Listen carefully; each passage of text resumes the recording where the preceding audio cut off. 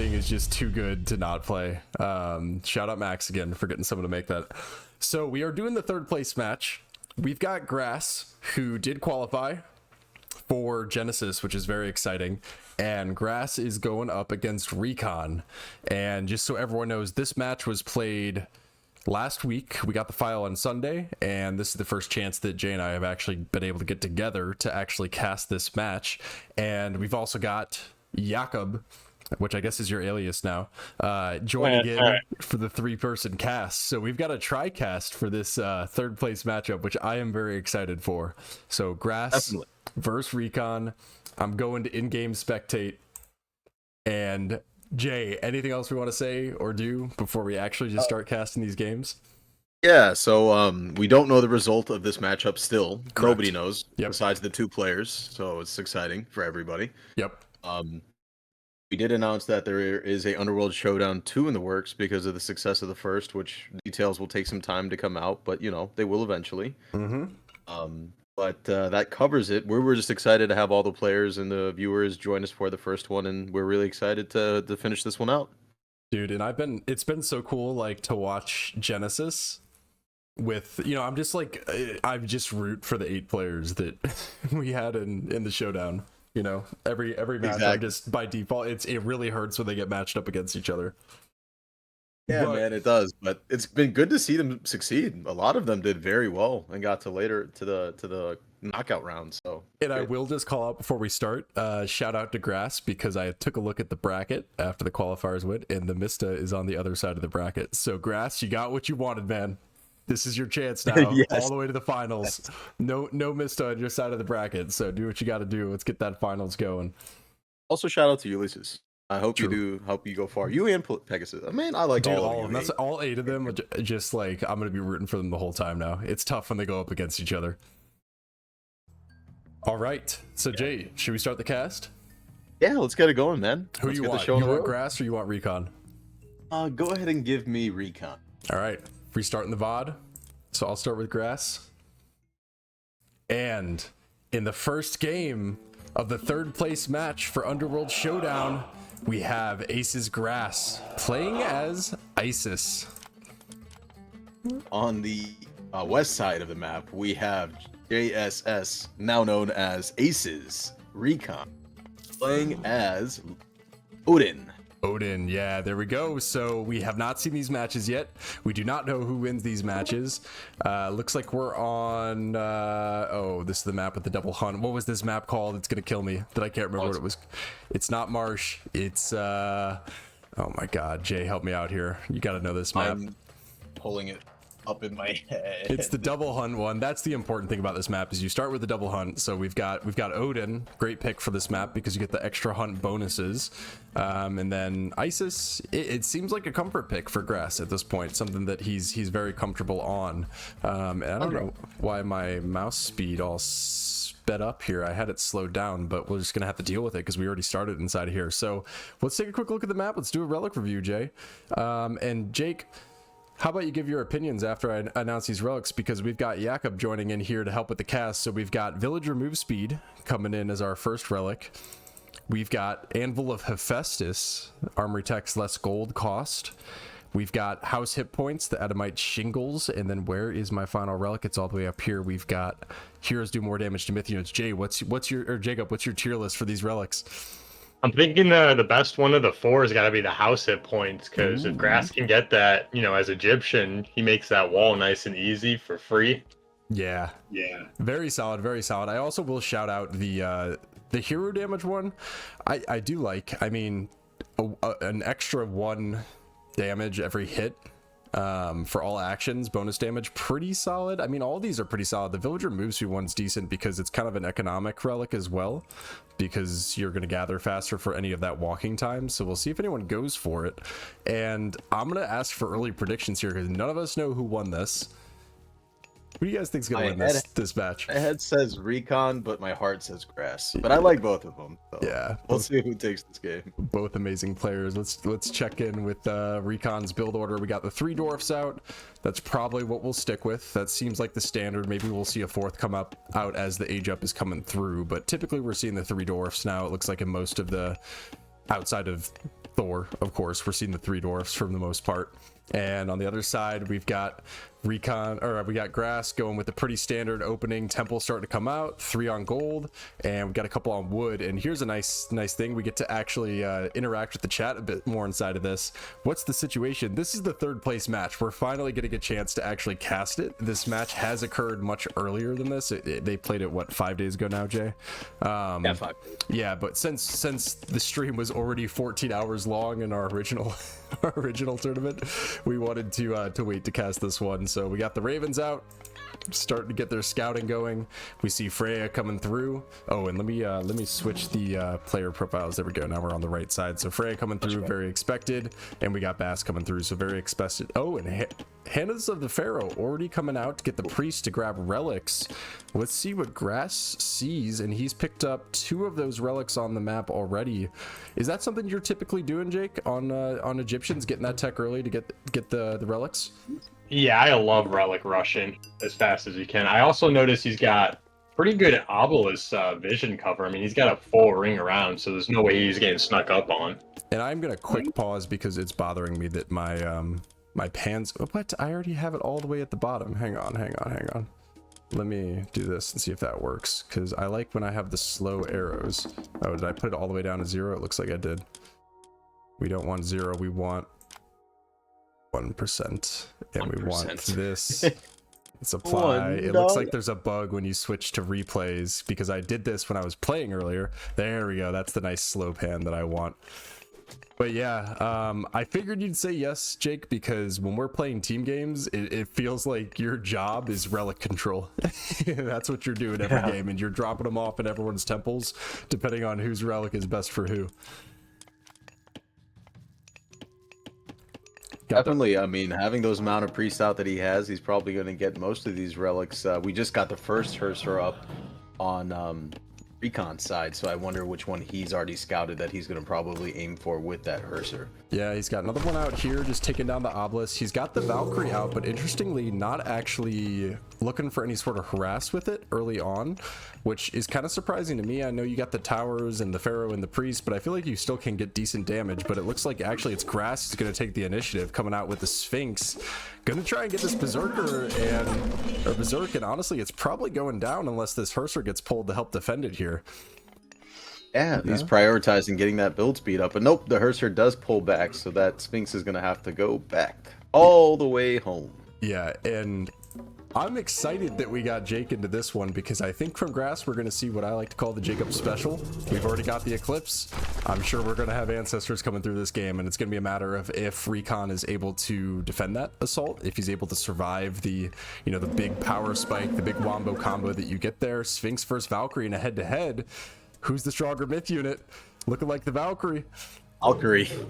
Chasing it down. Valkyrie's getting a good amount of damage chasing it down, and notice that speed, being able to harass that myth unit all the way back, bringing it less than 40% of its HP. Yeah, it is going to live though. Probably going to get healed up. Early market from Grass. Wow. Looks like we're going to be seeing... not loading any resources too heavy either. Yeah, but I think what we're going to be seeing is, yeah, some prosperity shenanigans. Jake, you might have to pick up on this one. I like this because not only do we have prosperity once to get the extra gold to spend, but with Ancestors Eclipse, you get that second prosperity cast based on all the favor you generate. I really like this move. I don't know that I've seen this before. This early of a market drop, just focusing in on prosperity and buying every other resource. I mean, we've got, what is this, only 6 on food, everything else on gold. And this is something, Jay, we've seen Grass do this a lot now. What's up with his houses, man? Why aren't we defending the towers? It's not being used to defend the towers, but maybe for him, he's just not focused on creating that barrier that's so effective in the current day and age. It's just his playstyle, and I don't know if it's the right one or wrong one, but I lean towards the wrong one. And these 3 priests are being caught out as they were going out. Raiding Cavalry moves in with the Valkyrie, and let's see if any of them fall. We got 1 down, almost 2, but yeah, it gets out. The last one gets out, pop back out, and they're going to heal up. Looks like maybe 1 Raiding Cav goes out. No, not a single one, and we have the Valkyrie, so healing available for both parties. And this army is going to heal back up. Those priests are going to heal back up, so end of the day, that's a 1-0 military advantage. And now we're shifting off of that gold. We're going out into food, and there's the 3rd age already. So where is that Sphinx? Is that Sphinx out on the map anywhere? I don't know if I see it. There it is. see it. He's gonna be He's behind enemy lines. He's gonna be looking for it. We all know what's coming, but here's the thing: we got the Herser, so I don't know how effective this is. Sphinx turning right back around and saying, "Okay, maybe this isn't the right time to do this." Yeah, because those Herser are gonna be very prepped and ready for the ancestors. He knows exactly what's coming. Very well done on RecoN's part to put the wall down. We do see Ancestors Eclipse drop behind enemy lines as the minions gather up, looking to see what type of targets they can find. They do get a gold mine in the back while a raiding cavalry group is attacking Grass's base. However, he's creating massive amounts of idle time in the back of the base right now, pushing all the units off of that the Cannibou hunt. And these units are going to go ahead and just stall out full line production for RecoN right now. It doesn't look like he's going to be able to drop any villagers yet, unless he's able to pick any of these gold miners off. RecoN looked like he was ready for this, man. He just pumped out nothing but Hersers. He's got those heroes ready for the ancestors when they were popped. Yeah, and I just kind of feel like the Norse are by far the best equipped to deal with this combo. I mean, Herser, you can spam out plenty of them. It's part of your core army no matter what. Just leave those at base and use the raiding cav to do what he's doing right here. Raiding cav have been pretty effective. Yeah. This was an excellent use of the Scorpion, man, being able to use it all the way down to like its last 5% HP, taking down 3 raiding cavalry against 7 of them. And effectively, those priests are able to heal it back up to full HP without letting it drop. He was able to negate that whole push from that cav. Yeah, really nice. I think the only thing that I'll say didn't go inside of RecoN's favor here is it looks like, oh, never mind, the Valkyrie's still alive. That's what I was going to say. Maybe he made another one. I don't know. I wasn't keeping track, but it looked like probably the Valkyrie went down. But, you know, we can't watch both at the same time. We'll have to figure out a split screen action at some point. But I honestly think that the raiding cav did more damage than the ancestors there. I think that had more of an impact. The only benefit is that it did buy Grass a little bit of time to get the stronghold up, get the next gold mine secured. So that's going to, you know, prevent any sort of real damage, probably until we see RecoN go up to the heroic age. But you can kind of see he's already stacking up. It looks like he's looking for that heroic age timing pretty soon. So maybe the play here from Grass is to hit Mythic first and try and do some damage with that. He's building an army though, so he's moving that army out. We'll have to see what he finds. Nice little polar bears out on this map, looking very pretty. And I like the wall structure that we're seeing pop up from RecoN. Very aggressive walls too, you know, less walling himself in and trying to wall Grass out more. But here come the camel, here come the chariots. There's not enough Herser here to deal with this right now.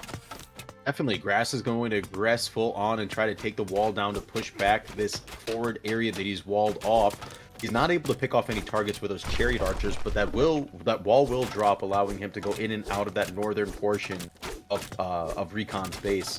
And by the way, the map's Tundra. Finally, Tundra, yeah, it was killing me. Hey, thank you. Remember it. Interesting age up. We've got Scotty, and we see the throwing axeman coming out ahead of time to make the most of that unique tech. Forgetting the name, but the bonus tech to your, Huntress Axe. It shows it right there for me. For the Axemen. And I also think part of this, which makes the Frost Giants in particular really good into Egyptian, is they have very high pierce resistances, and that's the main damage that we're seeing out of the Priest and the Pharaoh. So Frost Giants, as far as myth units go against heroes, pretty well equipped to deal with that. But we'll have to see how it plays out, because both players, I think, feeling pretty comfortable right now. And after that initial raiding cav mass and after the initial Ancestors Eclipse, we haven't seen a ton of action since then. I don't know, Jake, if you're in this position right now as Isis, you feeling comfortable? I mean, once you get to the point where he is able to get a full raid on that gold mine, he's going to take down at least 4 or 5 of these dwarves. Yeah, really nice. 3 dwarfs down. 3 dwarfs down, and there's a full engage down. Right now, he's getting chased down by a mix of Campbell's Scorpion men and these chariot archers, and this is a great unit composition to go against RecoN. However, the Frost will lock him into place. He's not going to get much damage out while this Frost is locked with those defense ratios buffed all the way, but forcing that Frost God Power out was a great way just to be able to catch his mistake of mispositioning, and at the same time, Grass is able to put a lot of effective pressure across the map. I'll say he'd be better off having his Valkyries healing his units right now than doing 0 damage to frozen guys. That's a great call out, actually. Very, very smart call out there. Jake, you're kind of the king of the interesting strategies. When you made that call out about the shifting sands to try and dodge the Inferno, you know, That's the type of stuff that you're thinking of that no one else is thinking of, I think. So you're absolutely right. I think healing up makes more sense here. We got some idle, and it's a nice frost to avoid more villager kills and being able to finish up this elk patch. But it's coming out now, and the army size is still quite good. Armies came in, and reinforcements did come from Grass's base, a mix of chariot archers and camels that's going to help reinforce that front line. While these priests do damage against these Valkyrie, the Scorpion men do pull back, and I'm not sure if that's the right decision. They do turn back to the Frost Giant. They're going to have to get that unit down just because it is going to be a biggest part of his front line. Right now, it does look like RecoN is taking a little bit of advantage, knocking down more units on his side, thinning Grass's mass as he's pushing back. Unit composition with these throwing axemen are just going into RecoN's favor for these trades. Yeah, and interesting, like large throwing axeman mass, and you know, it's almost surprising because there weren't very many spearmen on the side of Grass here, but I guess that's the idea, is make sure that spearman number drops to 0 so these raiding cav can keep just chasing down the rest of the units. You know, I'm surprised the camels didn't perform better there. I get what people are saying about the My Gold Stronghold units for the Egyptians feeling a bit weak, because theoretically those camels, none of these units counter them. They should be able to take that fight, but maybe just not enough numbers there. Maybe the camels aren't strong enough. We don't see any sort of upgrades coming in for them quite yet. We just have the regular camel riders. So that's something we're going to want to look to have. Valkyrie upgrade coming in. Disablot, I don't know what Disablot means, but we get the Shield Maiden Valkyries coming out. And I gotta say, I feel like RecoN's in a very comfortable position right now. We don't see any hint of a mythic age for Grass. You know, no resources stocked up. It's all military, and the military count is pretty solidly inside of RecoN's favor. But with, you know, the dwarfs getting cut out and a couple other gatherers caught out in that last engage, villager count is in the favor of Grass. I mean, this is a pretty close game. I don't know if there's a clear winner at this point. It's pretty even overall. Grass is a little bit behind just to taking that, because he took that engage where he lost quite a bit of his military prowess. But economically, he is ahead, and he's able to get long-term resources and food and gold because he's been able to put these strongholds down in the northern portion of the map where RecoN hasn't been able to scout. But as I just say that, his main mass is moving towards that stronghold. It looks like we're going to get our next trade up here as Grass goes ahead and moves his camels in. They're moving directly in, and they're playing a game of dance. A nice little forest fire. Let him know he's there, you know? Let him realize. The most impactful forest fire ever. I think this is probably enough to take down the stronghold unless Grass fully commits to this engage, but obviously he's behind on military, so maybe not really looking to do that. Stronghold can go down. I like this Valkyrie running up to scout out the other gold mine just to see what's going up there. So RecoN, full information for where Grass is getting his resources now. First stronghold probably going down, pulls the villagers to try and build this back up. Is it going to be enough? Yeah, he does get villagers in to work on the backside. Only one Valkyrie's back there to harass them, while the main armies do take the confrontation south of the stronghold. It does look like it's still getting a net gain of, net gain. It looks like he's going to actually knock it down. Yeah, and I love, I know he kind of lost it now, but pulling the axemen under the stronghold, knowing that boiling oil isn't in there yet, and they can only be hit by the stronghold if they're at a distance, but does kind of lose that advantage when he pulls out for the rest of the army. And the Frost Giant itself, I mean, basically able to take on these camels and chariot archers with just a couple support units. That stronghold goes down. RecoN going to continue to push his advantage. We do have another stronghold and another gold mine, but if Grass loses this position, it makes you wonder how long he's going to be able to hold on to that northern gold mine. And his base is just getting completely destroyed here. Lots of villagers going down, and actually Grass calls the early loss. RecoN with the victory in game 1. Game 1 to RecoN. It was a good strategy on Grass's part to take that early mythic age to try to muster up units to be able to push into that northern side of RecoN's base, but it just felt like it was a little bit too late, unfortunately, as the use of Frost and choosing the engages on RecoN's side were really able to out Grass in his tracks. Yeah, and it does make me wonder, it seems like every single game ISIS is picked, we're going Ancestors Eclipse. There's no other decision tree that's being picked in that regard. But it does have to make me wonder, if you're playing versus the Norse, you're playing versus a skilled player, and they're just going to have Hersor sit in their base, maybe it's not the best move. Because, again, we saw that army of about 8 raiding cavalry and the Valkyrie probably do more damage raiding than what the Ancestors Eclipse even did inside of RecoN's base. So I don't know, I'm curious if we start to see any sort of change up there from ISIS players. It does still feel like the best combination, but you almost have to really wait to get a good opportunity, or maybe even use it away from the TC when you try and find villagers elsewhere, because the Herster just deal with it way too easily. I will say Yeah. we should definitely go back and look at all the games, but as much as I hate to say it, I feel like Egyptians have a losing win rate for our tournament. It's been you know, we wanted to pull the stats, but it's been a very common trend I've noticed in the YouTube comments in our casted games, is that the theme is Norse just beating up on Egyptians, and I think that's true, especially ISIS. It just feels like that wombo combo that's supposed to be so powerful just isn't when you're playing against the Norse. Definitely. Great game one. I think it was a great game from both players. It didn't go in Grass's favor, but I'm curious to see how the second one's going to go. Yeah, we'll have to see. Civilian unit still had the lead for Grass. I do wonder if maybe he tapped out a little early there and just looking for the next game, but I guess we'll have to do the same and jump to the next game right now. That was a quick one. Thank you for you guys pulling in on a late Tuesday night. The viewers that are joining in for this live cast. Yeah, and I know. Keep in mind, this is a replay from replays from the Underworld Showdown. These games already happened about 5 days ago, but we're casting them live for the first time. We don't know the results of who wins or who loses. Yep. So we've got game number 2 here, and should we just jump straight on in? Yeah, let's do it.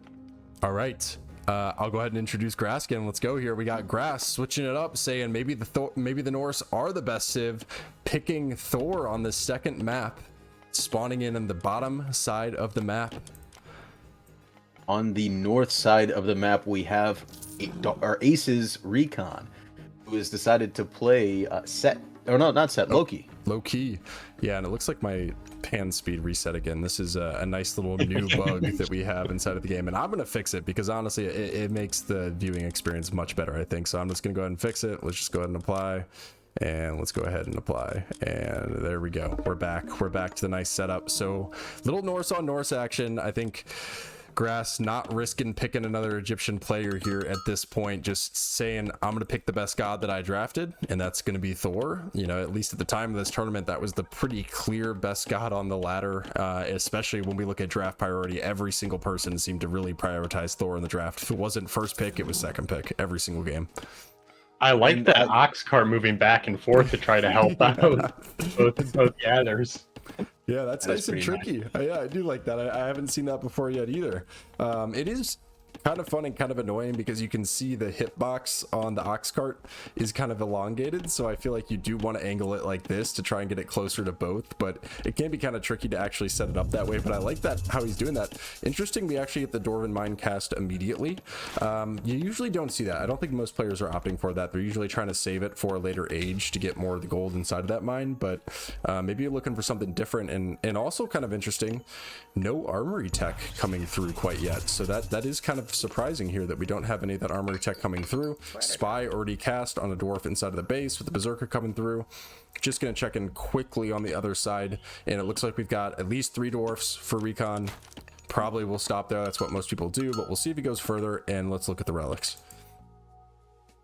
We got myth units more resistant to pierce, 15%, pretty solid boost. Increases the attack of counter cavalry. In a Norse mirror, this is an incredible relic. I think this is a really good relic in a Norse mirror. The herdmen already have a very good multiplier.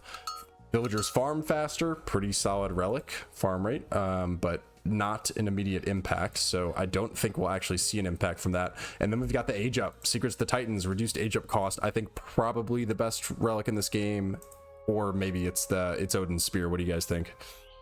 Odin's Spear for, you know, this game specifically because it is a Norse on Norse matchup, but if it wasn't, I would have gone for the Secret of the Titans. Yeah, both quite good. Probably Secrets of the Titan is the one you want to go for first. I mean, it does end up only being 40 food for that first age up, but you know, 40 food, it's free 40 food. It's not bad if you can get there first. And we do see the temple going up already. And on the other side here, do we have any armory tech coming through yet? Still no armory tech coming through. I don't think I've seen any being researched. It's really surprising. It almost makes you wonder, why go Thor if you're not going to use this strategy? Yeah, I'm wondering if Grass is just delaying the approach to maybe take those upgrades as he's aging, which he is now, but still nothing coming through. It's a little interesting. Maybe he just prioritized, you know, focusing on just producing those units out of his town center for whatever reason. Wow, and this is not something that I expected, is the double Foresti pickup in a Norse Mirror. I don't think we've ever seen that in the game that we've casted or watched, Jay, is double Foresti. No, that's completely new. Yeah, so a little bit of a mirror matchup here. I have been seeing a lot more troll usage, I will say. I think people are starting to understand the value of something that the three of us know quite well from our League of Legends experience, but the power of CC. CC is king inside of any sort of skirmish. It's just so strong, and the trolls have really good ranged CC. They're one of the few units with that ranged CC ability, so maybe troll is going to start being used more often and more of a flavor. I want to check to see what's been scouted. We do pick up the one relic, Black Lotus, not going to care about that. Thor, of course, not having the best scouting, and actually looks like he's only found this hunt. He hasn't found really the good second hunt you're looking for. Does see the counter infantry or counter cavalry relic, so that's pretty solid. And then RecoN side, it looks like he's scouted out. Yep, he picked up that myth units more resistant to pierce, pretty solid, and now just scouting out the Titan's treasure. I bet he goes for that very quickly. I would really expect that. Yeah, definitely. Pretty standard setup. Both of them are getting into their H2 build orders pretty quickly here now. Military production buildings are coming up. The first troll does push up towards the northern or the middle of the map. Nice scouting with the troll, finding the better hunt just in time. Yeah, really nice. And if he's able to establish a middle forward base here in the middle of the map, he's going to get a good chokehold on RecoN here. So I'm curious to see what type of buildings are going to come up here once his military units move in.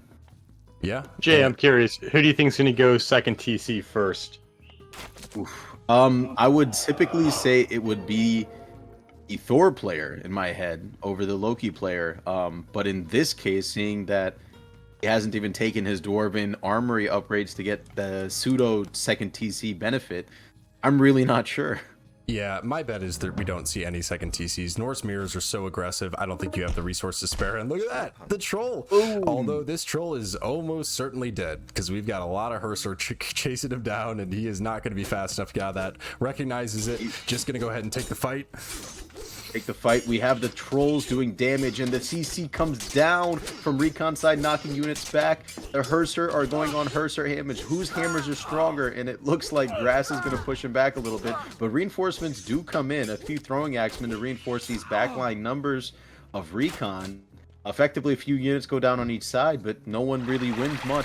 Yeah, and there's the healing springs. I was wondering what was going to drop. I like this position. You know, you really need to secure this entire hunt. I wouldn't be surprised if we see the exact same happen on the other side. Healing springs drop there if this fight keeps coming to them. Would be pretty interesting to have them both so close together, but I think that's a good call to put the healing springs there. Kind of covers the gold, covers your hunt, really good position. And I think if you're pushed back this far, you know, we talk about the healing springs, the risk is you lose it, but I think if you lose this position, you've already lost the game as RecoN. Definitely, and you notice that he is creating idle time by positioning these units between the healing spring as well as the hunt line. So, and let's see if he's get caught lacking here, Grass. Oh, he does pick it up in time, but the troll boulder gonna do some pretty solid damage. One gatherer going down, and here come the raiding cav. Hitting cavalry come in on the back line. They're going towards those villagers. However, they are being body blocked with those initial units in the front line of no clear winner yet, but the healing spree does come down in the base, being able to kill these units as they're taking this fight.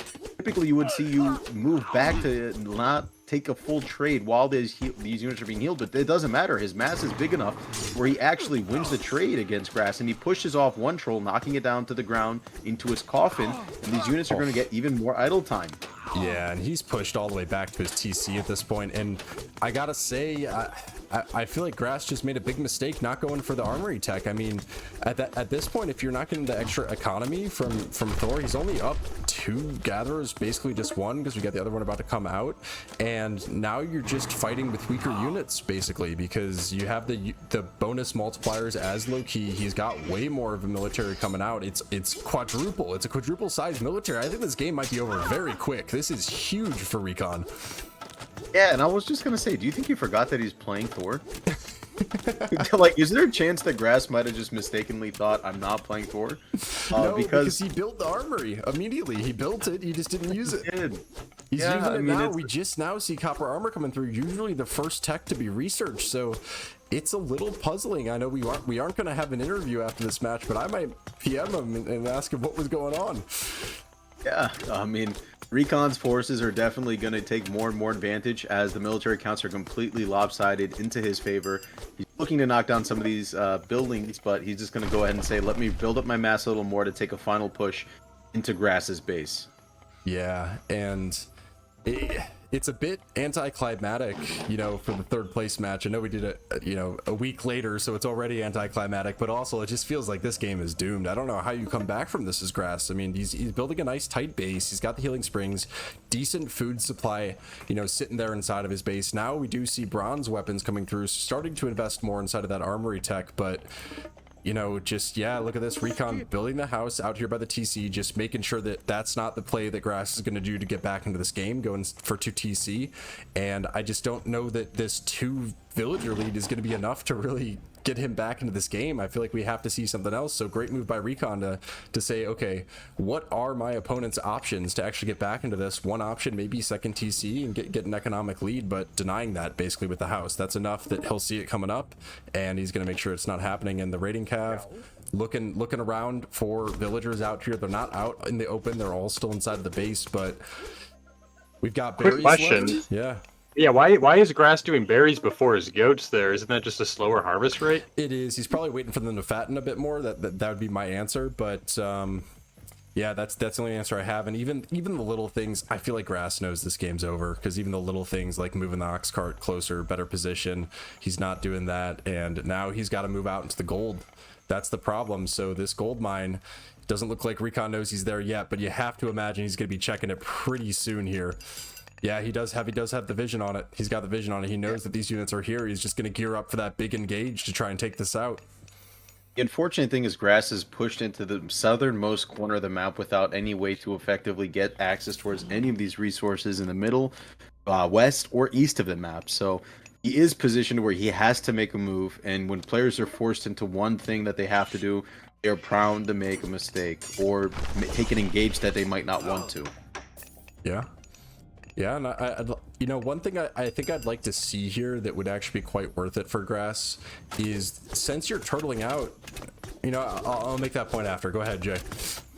Yep, we have Grass's men taking that, what I was saying, taking an engage to push out in the middle of the map and go out. However, he does age up to heroic, and now that these units are in the heroic age, they're pushing in directly towards that mass, and they are surrounding that troll. They're going to go ahead and go directly into those infantry. Flaming weapons is dropped at the same time, giving a massive increase of damage towards these units, and they're just going to go ahead and wipe out Grass's army. Grass's front line completely gone as a troll spawns in the back line again, and GG. Flaming weapons too strong. That age up came just in time for the fight. Yeah, GG. The flaming weapons was too much. You know, it was the writing was written on the walls, if that's the saying. I feel like I got it slightly wrong. I don't know. But what I was gonna say is the fact that Grass is pretty much stuck, turtled in his base. Again, I feel like I've been saying it a lot, but I feel like towers are still undervalued, and getting that tower tech, he's got the wood, he's got the gold, and even just a couple towers to help solidify this tight base that he's building could make a big difference in some of these engages. But once the heroic age came through, you could tell he kind of just accepted his fate there and let RecoN take the game. Definitely. And with that, Matt, we have officially concluded the Underworld Showdown #1. That's the official conclusion. Yep. And RecoN is our third place finalist, third place winner, which may have an impact for him in the next Underworld Showdown. A little bit of a teaser there as far as qualifiers go. But really nice games for RecoN. That's all I got to say. I mean, he played these games perfectly. Definitely. Great series. Great tournament. Thanks to all 8 players. Thanks to all the background people who made it happen. It was a lot of fun. Yeah, it was a really fun tournament. It's kind of fun seeing Genesis going on now, and like seeing one of those big mainstream tournaments happening with the players that we had in the Underworld Showdown. But you know, I know we're a smaller tournament organizer, but I think there's something nice and grassroots about the small tournaments. And this was a really fun one. I know we had our challenges. You know what it was originally. You know what it was, Matt? What?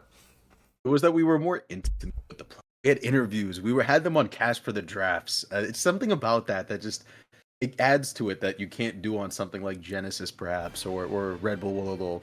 All their small or bigger tournaments than us. We got the players to shine for the viewers, and they got to hear their voices, get that full experience. Yeah, I really like the interviews. To me, it's the most fun part about the games is being able to talk to the players after about what they think. And I gotta shout out every single player because we had every single player opt into the loser interviews. I don't know if you expected that, Jay, but even after taking a loss and being eliminated, every single player said, no, I want to get on stream and talk about the games and talk about what happened. Definitely. And you know what? Even to the people who got knocked out in the quarterfinals, they joined us for casts. They joined us for breakdowns of games. I mean, everybody wanted to be involved, which was great to see. And I expect that's going to be a running theme with what we do here in future events. Yeah. So congratulations, RecoN, 3rd place in the Underworld Showdown 1. And Jay, I feel pretty comfortable giving it. Dude, go ahead. You wanna say something? I'm so sorry. I have something that Matt doesn't even know about, but we can say it. The King of the Hill series will happen soon. And it won't be the Mista, actually. There's a little change up. We're not going to announce who it is. It'll be decided here in the next day or two, but the players involved had decided that they don't even mind doing it during the Genesis period, if that's something that we can make happen. So we'll take a look and see when it comes out. But we will have more content coming out very soon. Hype. Okay, nice. Yeah. So King, are we settled on King of the Crown, King of the Underworld, maybe? We gotta. If I see figure out 15 people in chat, so here's the format that we want to put out there. We want to have a King of the Hill type format where it's a best of 5 between 2 players, and whoever wins gets to call out the next player they want to play, and they stay on the hill until they're defeated. And we just keep going until they're defeated so they can call out whoever they want. And that's how the series is going to go. Make it for quicker, lighter events than what we did with Underworld Showdown 1. A bit easier for us to handle, since we're not full-time tournament operators. It's something that we're doing on the side. So it'll be easier for us to be able to coordinate and do those. Probably easier for the players as well, because they just, prep for one best of 5. They don't have to prep for different opponents, different strategies, things like that. So if anyone has ideas for names of that tournament, I like King of the... Add them on the Discord. The ruler of Olympus. The ruler of Olympus, yeah. King of the Hill is so perfect, but I feel like it's so it's generic. It's so generic. It's too generic. I call it the Demon King. Ooh, the Demon King. Demon King, because we're the Underworld Showdown, so who's the Demon King? Like the one holding the throne. The Demon King. I like the Demon King. That's pretty good. Demon King's pretty good. We'll have to think about that. So that is coming. That's exciting, Jay, to hear that you've been in the works with that with Vortex to get that set up. And the other thing that we do have coming is Underworld Showdown 2, which will be a 2v2 tournament. We haven't fleshed out all of the details yet, but the current tentative plan is early December. Underworld Showdown 2. It'll be a 2-on-2 tournament, and I think we're pretty committed to the gimmick of the tournament. Jay, you good if I go ahead and explain that? I think that we wait to explain that until a little bit longer, just so we can get that through with the players. But we are going down that path, though. Yes. Okay. Well, I'll just give a quick teaser. It's going to be a 2v2 tournament, but it's not just going to be spawn in with 2 teams and play each other. There is going to be a special twist to the tournament that makes it a bit more exciting, hopefully, and a bit more I think it'll make for some more exciting ends to the game than someone just forfeiting. That's my take. I think the games are going to drag out to the very end, and we'll have that big sudden victory, big build up towards the victory, rather than what we have with most games where a player decides they've lost and they surrender. So we'll see how it goes, but we will be announcing details on that pretty soon here. I think within the week we'll be announcing details on that one.